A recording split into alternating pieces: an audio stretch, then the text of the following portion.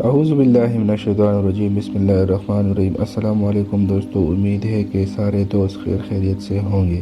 شہد عربی میں شہد کی مکھی کو نحل کہتے ہیں۔ قرآن مجید میں اللہ تعالیٰ نے ایک سورت نازل فرمائی جس کا نام سورت النحل ہے۔ اس سورت میں شہد اور شہد کی مکھی کے فضائل اور اس کے فوائد منافع کا تذکرہ فرمایا ہے جو قابل ذکر ہے اور حقیقت ہے۔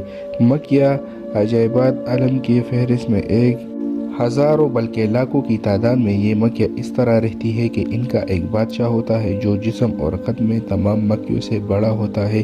تمام مکھیاں اس کی قیادت میں سفر اور قیام کرتی ہیں۔ شہد میں قدرت نے بیش بہا اور لاتعداد فائدے چھپا رکھے ہیں۔ شہد نہ صرف کھانے میں نہایت ذائقہ دار ہوتا ہے بلکہ انسانی صحت کے لیے بھی فائدہ مند ہے۔ شہد میں خدا نے مٹھاس کے ساتھ شفا بھی رکھی ہے جو بیمار اور مریضوں کے لیے دوا کا کام کرتی ہے۔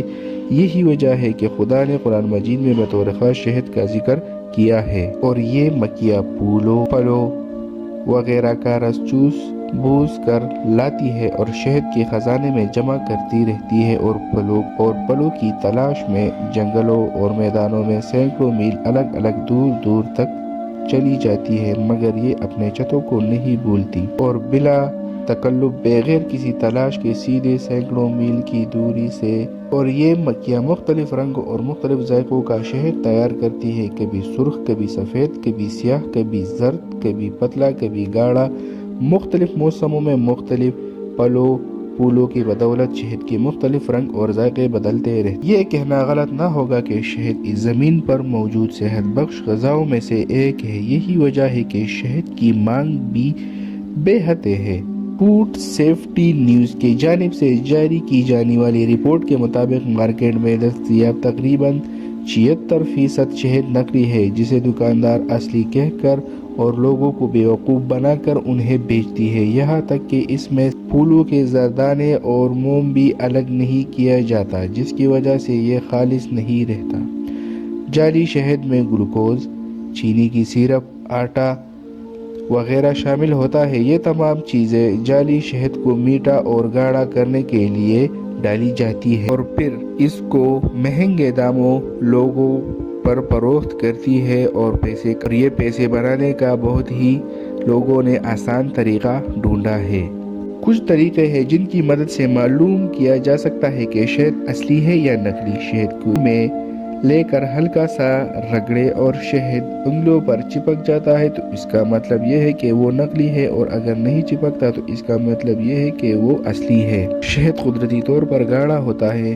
شہد کے جار کو ہلائیں۔ اگر شہد جار کی ایک طرف سے دوسری طرف جانے میں تھوڑا وقت لگائے تو اس کا مطلب یہ ہے کہ یہ اصلی ہے، جبکہ نقلی شہد بہت ہلکا ہوتا ہے اور بآسانی ایک طرف سے دوسری طرف چلا جاتا ہے۔ شہد چونکہ پھولوں سے بنتا ہے لہٰذا اس میں سے پھولوں کی خوشبو آتی ہے۔ شہد کو کئی بار گرم کر کے ٹھنڈا کریں۔ یہ عمل کرنے سے اصلی شہد کی خوشبو میں فرق آ جائے گا جبکہ نقلی شہد میں کوئی خوشبو نہیں ہوتی۔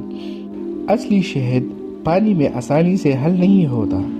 ایک گلاس پانی میں ایک چمچہ شہد ڈالیں اور ہلائیں۔ یہ گلاس کی تہ میں بیٹھ جائے گا جبکہ نقلی شہد بغیر ہلائے پانی میں حل ہو جائے گا۔ شہد کو ماچس کی تیلی کے سر پر لگائیں اور پھر اسے کسی دوسرے تیلی کی مدد سے جلائیں۔